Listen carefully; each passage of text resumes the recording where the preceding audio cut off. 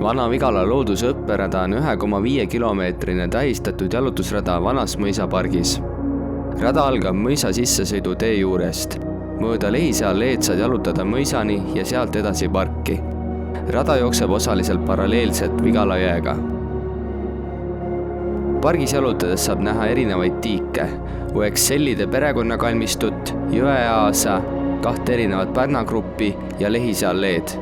Liigirikas parki piirab ühes küljes Paekivist näljamüür, mis on rajatud 1867. aastal. Ja kui energiat jääb üle, saab raja jätkuks teekonda pikendada mööda 1,8 kilomeetri pikkust kergliiklusteed.